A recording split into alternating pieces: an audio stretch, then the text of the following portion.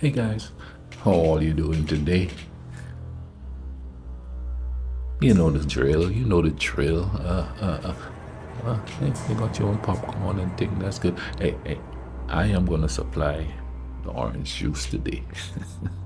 Orange juice and popcorn. I know you're going, but hey, today we're gonna be watching scary videos caught on a ring cameras. Mr. Nightmare is bringing that to us. That's the channel, and I hope you guys enjoy this. So relax, chill out. Let's see what kind of vibe is coming forth here. This is a part 3 to the scariest things caught on doorbell cameras. And once again, by the end of the video, you may consider getting one yourself. This footage that a viewer sent me. A person can be seen crouch walking towards his front door through his doorbell camera. The person was wearing a hat, face mask, and sunglasses, allowing none of his face to be seen. And he's still covering the camera.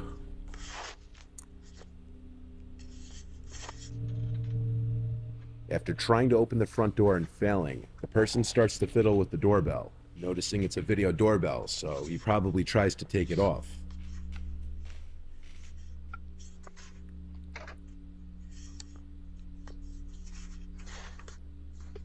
What likely happened was that when he realized that he couldn't get the doorbell unmounted without a special screwdriver, he started to hold his hand in front of the camera after ringing the bell. The viewer told me that this happened at 2 in the morning, and so when he heard his doorbell and ring notification go off, he instantly went to his phone to check who was at the door, only to see exactly what you're seeing.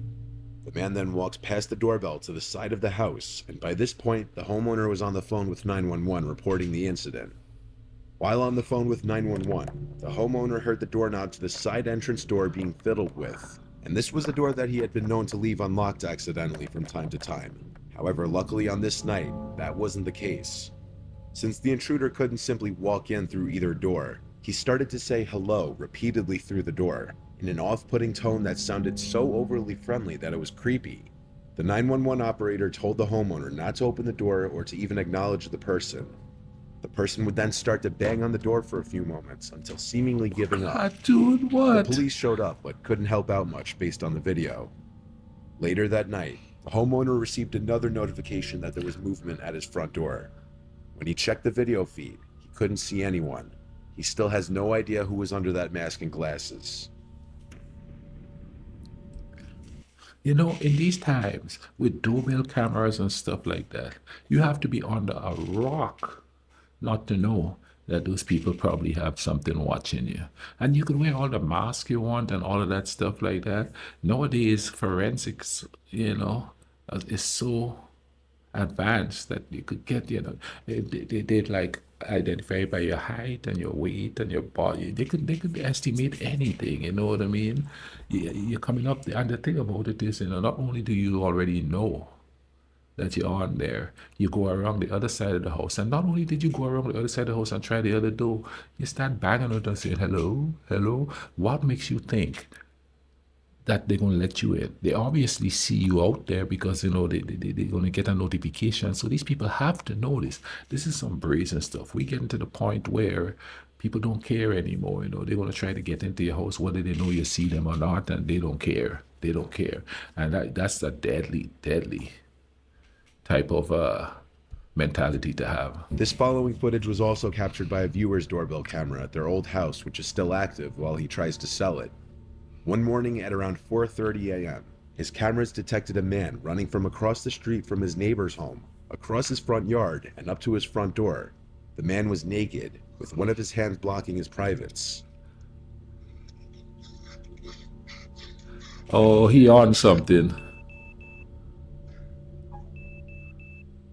The footage was caught from 2 angles. He was arrested a short while later by local police. He was apparently high on crystal meth. Oh yeah, He he had on removed his something. clothing due to a fear of snakes being inside of his clothes. He was running around the neighborhood knocking on doors and ringing doorbells yelling for help. The neighborhood is reportedly pretty quiet. The homeowner never had any sort of issues before this. In his words, he ran up my front yard onto my front porch and rang the doorbell. For the next minute or so, he was ringing the doorbell and knocking while pacing back and forth. He looked panicked, and his expression drifted from someone in pain to a look of pure crazy. and at one point said he needs help. After that, he ran off back into the night. The guy was picked up by an officer around 5 a.m. not far from his house. And this And you know what's sad about that? He's probably going to do it again. I wonder if they don't remember the crazy stuff they do during their on cloud nine, if you want to call it that. Maybe cloud minus nine. Me seeing this and watching what happened, I know I'll never touch that stuff. Unless somebody slip me a Mickey, I ain't never gonna touch that stuff. So what it has to be a chemical addiction more so than a psychological addiction, because knowing that you go through all of that, running around the neighborhood naked, thinking that snakes are on you, that's got to be terrifying. So then why go do it again? So it has to be a chemical addiction more so than anything else. The body crave that chemical that's in there, because I don't get it. And sometimes, man, for real, getting into the wrong crowd could do it because, people will peer pressure you into doing stuff. And then you try it and, oh, I'll just do it this once and boom, that's it. You're done with, you know what I mean?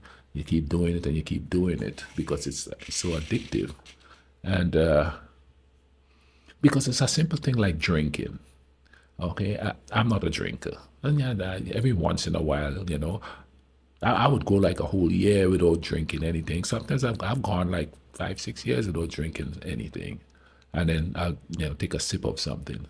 But I remember going out to like bars, and the first thing people would do is put a beverage in front of me, knowing I don't drink. It's like they want you to join them in their foolishness. You know what I mean? I call it foolishness because when you're in a bar, you're getting drunk, and they never could understand why I don't drink with them. It's like I don't drink like that. That's just not what I do. But people will like pressure you. I remember going into the bars and like I'd leave the bar and there's like 6 bottles sitting there. It's like I don't drink. What they do instead of asking me if I wanted anybody, just sitting there thinking I'll pick it up and drink it out of some kind of a shame that they already bought it. No, it just went to waste because I didn't take it. You know. But people will peer pressure you into doing stuff. What are you, chicken? You ain't man enough. Come on, girl. And it'll make you feel good. I used to smoke, and one of the reasons why I quit doing it years ago is because the person that I used to get my from one day says, "Hey man, I got some tablets," and it's just like that. And I was like, dude, no, never again. Because they try to get you, they try to get, it's, people will pressure you to do anything, man. Don't fall for it. Don't fall for it. And by the way, that dude, he's no longer with us because the amount of stuff he did, yeah, that pretty much did it for him. footage is why you always check who's at your door before you open it, especially if you have a doorbell camera. If someone who you don't know shows up to your door late at night, don't open it. Unfortunately, in this video, that's exactly what this homeowner did. Around 10 p.m. one night, a suspicious-looking hooded man approaches the front door of a random house rather quickly and aggressively, and he right away tries to open the door. After realizing it's locked, he goes to ring the doorbell. Disappointingly, the homeowner opens the door rather quickly instead of checking who's at his door at this hour first.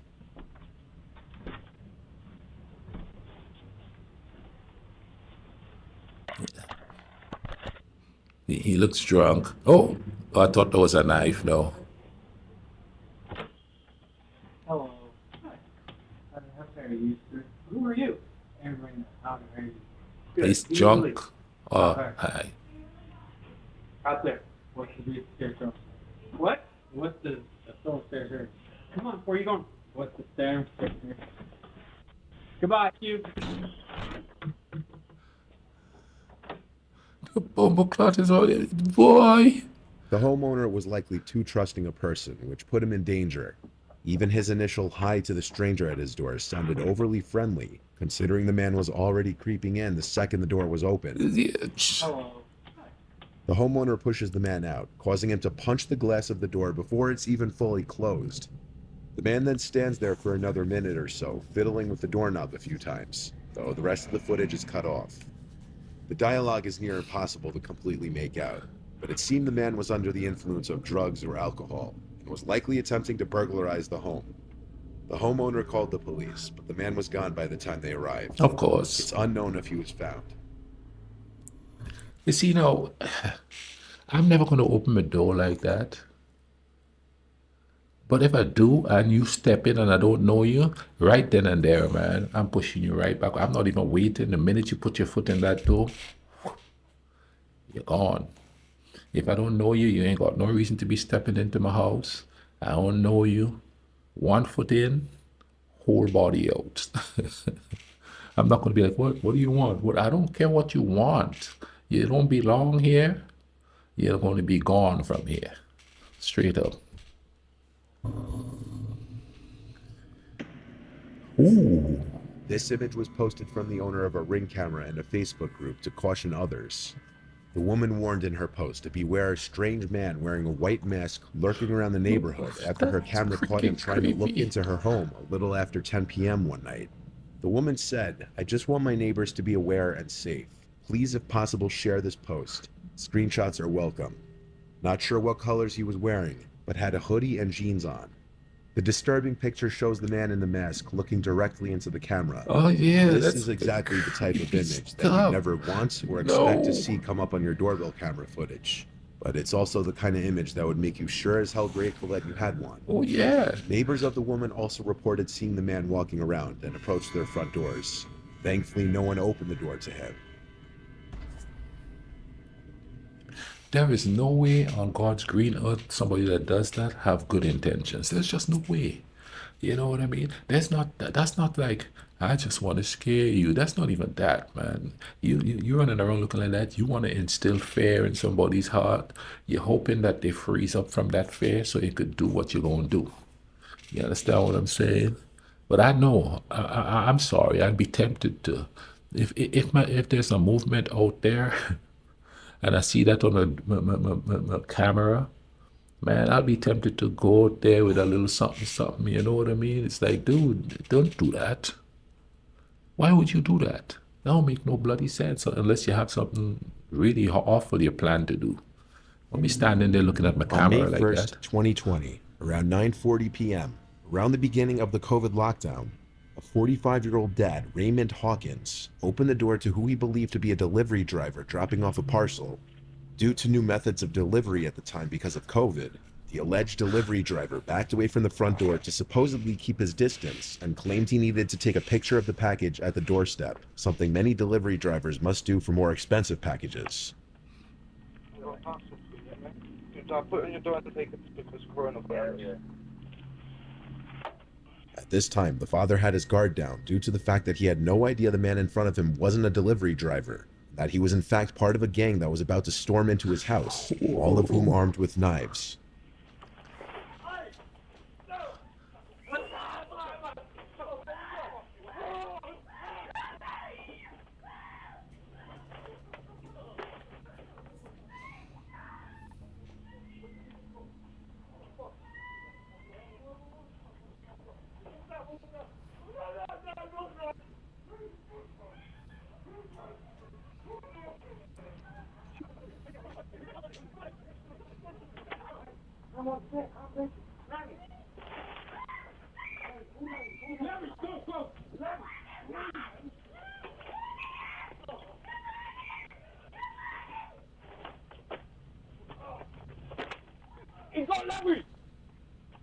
He's got Larry.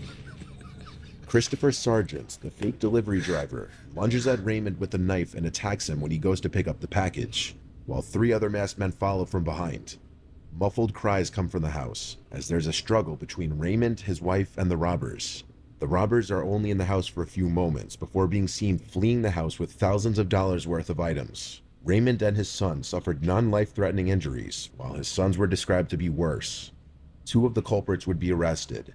Anthony Lascelles and Christopher Sargent were both charged with aggravated burglary and possession of a knife. The other 2 culprits were never found.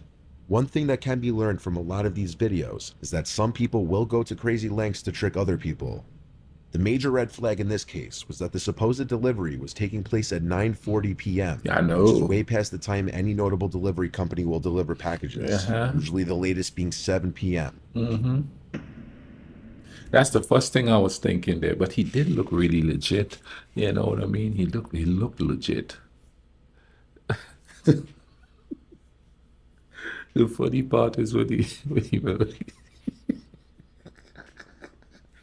he got Larry. I know the situation is funny, but that part was funny. That's they. I bet they're pounding on Larry, boy. Larry's get the business. He got Larry.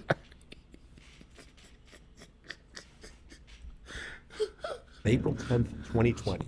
This was the footage taken by the Ring doorbell of a viewer's friend Kayla in a small California town. Kayla was being stalked by her crazy former friend Thomas, who became obsessed with her over time and would constantly express his alleged love for her, despite her telling him numerous times that she didn't feel the same way. The week that this footage was taken, Kayla was bombarded with texts and voicemails from Thomas. And as you can see if you care to pause the video and read some of the texts, it starts with what seems to be Kayla accepting his apology for his behavior. However, as the texts and voicemails just keep coming in, she begins to realize how crazy he may be. What you're about to hear are some audio clips from different voicemails he's left on her phone after she had stopped answering him. Hey, Kayla. Listen, I want to make sure you're not too worried about what happened at the party last week. I had an amazing time, and I think you're goddamn beautiful. And I'm sorry I got so sick. I wanted to come be with you while you were getting ready, and I was just so totally out of it, and I'm sorry. God, I think I might love you, and I'm sorry, and I'm gonna give you some space, and I want to be there for you, and be there for you, and I can't get you out of my fucking head, and I want to be there for you. God damn it. So fucking god damn it. All I can do is think of you. I want to be with you. I want to be with you. I want to be your friend rider, and I want to do everything for you. God damn it, babe. You're fucking amazing. You are amazing. You're my knight in shining armor, and I'm so fucking terrified of you. And God, I love you so much. So much. Please call me back. No, I lied. I'm not gonna give you some space. I'm sorry. I'm coming over. I know you're up and thinking about me. I'm sorry. I'm fucking God. I'm not sorry. God, I'm coming over. Fucking, I'm already driving. I've been driving the whole time. God damn it. I'm coming over. Fucking, I'm not gonna give you space. I know you called me back. I saw it. Yep. I know you're up thinking about me. God damn it. Oh, God damn it. I'm coming over. One way or another, I'm coming over. Fucking Whoa. whatever. However, That's some whatever. serious God, obsession I'm coming there, over. boy. I'll see ya. I'll be there in like 10 minutes or whatever. I'm in whatever. I'm coming over right now. Damn it. I'll see ya. Bye. I love you. Rough road. Oh, it's a rough road. Fuck you, Kayla. I am fucking crazy. God damn it. Damn. Fuck you. I'll drive into the field. God damn it. Things like that, son. Fuck you. Fuck you, Kayla. I am goddamn crazy. I'm crazy for you. God damn it. I'll do it. I'll do it. I'll do it for you. I am crazy. Oh, that would be a cop. That would be a cop. We just don't know. The bumbleclot is up to this All right. dude. I'll settle. Anything for you, my queen. Anything for you. I'll settle. I'm going slow. My phone is dying anyway. I'm still going to drive by your house in the middle of the night, though. I dare you not to have your blinds open to check. I'm crazy. Maybe you'll never know if I did it. I'll do it. Whoa. The footage of him showing up to Kayla's house was right after one of his phone calls saying he's coming over. He's It was drunk clear by too. this point she wanted nothing to do with him.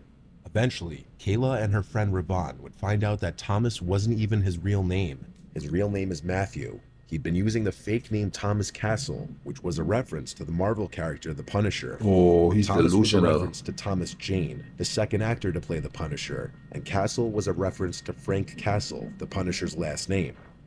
The fact alone that he had been using a fake name with his friend and supposed love of his life was already a huge red flag, and maybe a sign that he was hiding something in his life. The ring footage was taken at 2 in the morning, and after leaving, he would go on to send some more texts, which would progressively get angrier. 4 days after this footage was taken, Kayla and her friend went to the police and filed for a restraining order. He left her alone about a month or so after the restraining order was put into place. Wow. Kayla blocked his number and blocked him on social media, and reportedly he basically disappeared from the world, and no one knows where he is now.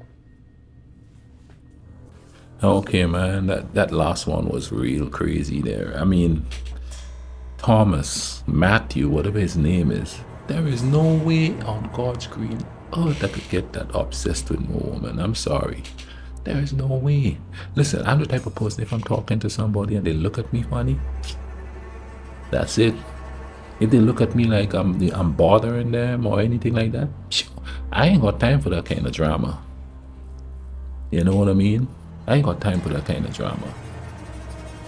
No. To be that obsessed with somebody that you know, obviously there's something wrong with old dude and something in his past is weird and he just disappeared too. So it might be running from something.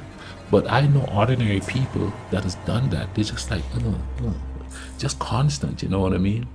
I don't understand it. I don't get it. I don't get it. That's what you call like acute and severe abandonment issues or something there, you know what I mean? Or it's something more than that, because man, listen, I don't get into women's DMs. If I have to call them all the time and they don't call me back or they don't initiate, I'm gonna quit calling them. I'm not gonna keep calling them, and then, you know, even if they're answering right away and they're having a conversation, no, if I'm doing all the work, I'm not calling you. You know what I mean? No, if you're sick or something is wrong, I might message you and say, hey, are you okay, blah, blah, blah. But I am not going to be the one constantly calling while you're just sitting back there, because then you could say, hey, he's stalking me. Oh, no. You see, and these times you got to be careful. You know what I'm saying? Like, I noticed like people just, you know, hey, babe, and girls DMs and stuff, like, it's like, no. And I'm not saying they have to initiate the contact. I'll initiate the contact. But if there's no comeback from them, and I know a lot of, I've had that happen before, and some of the women says, but I was interested. But you gotta, you know what I mean? I'm not gonna assume that, because this is what assuming creates. I was sitting in a restaurant with some friends one time, and this girl was telling me, oh, this guy keeps messaging me, you know, he keep messaging me, okay, and I'll explain it. He keep messaging me and he send me poetry and stuff, you know, he's stalking me. So I said, did you tell him to stop? She's like, no. Then tell him to stop. No, I know you're all gonna say, well, maybe she was scared, but why? The dude was in India. He ain't gonna come all the way from India to come do anything to you. He's probably just some dude who ain't got no money anyway to do anything. That's why he's acting so desperate. Just tell him to stop, and if he don't stop, take action from there. Then you can start saying the stalker thing, and that's the reason why. You know, even if they don't say no to me, they just act a little funny, I'll cut it off. Which I don't normally do that anyway. Most times if I want to message somebody, it's because I know them for about 2 or 3 years. I don't just meet somebody and start, you know, messaging them, especially if it's just a friendship thing. Now, if I'm interested, I say I'm interested from the jump. No? And that's another thing. If you interested in somebody and they say no, don't try to be friends with them. I'm sorry. End that vibe right there. You know, it's a lot better on your mental health to just go, okay, because I wasn't looking for friendship. Not with you, at least, because I've got plenty of female friends. But, you know, Maybe sometime in the far future, you know what I mean? We could be friends and stuff, but right now, nah, I gotta take care of my mind, you know what I'm saying? And anybody should do that, male or female. Anyway, I'm babbling. I hope you enjoyed that video. Let's go ahead and drop a like on it. Come on back. I'll leave links to other videos and stuff that we could check out, you know what I mean? And thing. Check out the Bumbleclad videos. Take care.